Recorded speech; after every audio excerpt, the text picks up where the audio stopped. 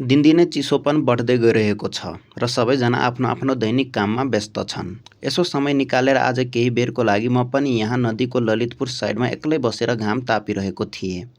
चुपचाप शान्त वातावरण, हल्का पानीको आवाज र हल्का हल्का हावा चलिरहेको थियो। त्यति बेला अचानक नदीको अर्कोपट्टिबाट यानि कि काठमाडौँ साइडबाट कसैले "हौ ओम भैया हौ" भनेर मेरो नाम लिएर बोलायो। फर्केर हेरेँ अनि हेर्दा के देखेँ भने हाम्रै गाउँको दुईजना भाइहरू नदीको पारी साइडबाट मलाई बोलाइरहेका रहेछन्। त्यसपछि मैले उनीहरूलाई हातले सङ्केत गरेर यही ललितपुर साइडतिर बोलाएँ। केही मिनेटपछि उनीहरू आए। तुम्हार कता सब भेट गेली रो?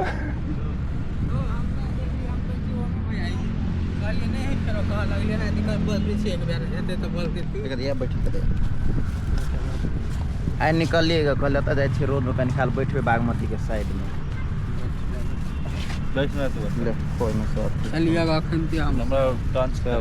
हामी केही बेर सँगै बसेर सुख दुःखका कुरा गर्यौं र यही पार्कमा बसेर घाम ताप्दै खान ल्याएको 2वटा सुन्तला र एउटा स्याउ खायौं।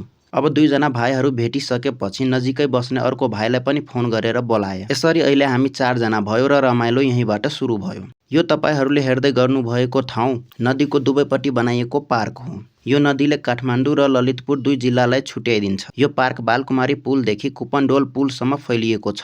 बीचबीचमा एक्सर्साइज गर्ने मेसिन, बस्नका लागि बेन्च र घुम्नका लागि वाकिङ पाथ पनि बनाइएको छ। यसो फुर्सदको बेला मान्छेहरू यहाँ आएर बस्ने गर्ने गरेका छन्। अब हामी माथिको सस्पेन्सन ब्रिजतिर जाँदैछौँ। यो ब्रिजबाट नदीको दुवै साइडको पार्क एकदम राम्रो देखिन्छ। तर एउटा कुरा म स्पष्ट पार्दिन चाहन्छु, यो नदीको पानीको स्मेल धेरै नै गनाउने छ। लामो समयसम्म यहाँ बस्न अलि गाह्रो हुन्छ। मुख्य कारण टोयलेटको फोहोर पानी यही नदीमा मिस हुन्छ। त्यसैले अहिले त झन कालो देखिन्छ। यदि यो समस्या रोक्यो भने यी दुवै साइडका पार्कहरू साँच्चीकै अझै सुन्दर र रमाइलो ठाउँ बन्छन्। हामीले केही भिडियो सर्ट्सहरू पनि लिएका छौँ।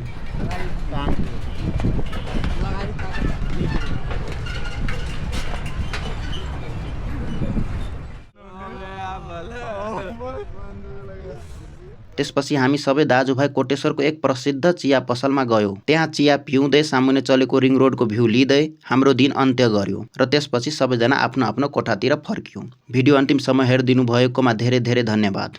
सब्स्क्राइब र फलो जे सक्नुहुन्छ त्यो गर्नुहोला।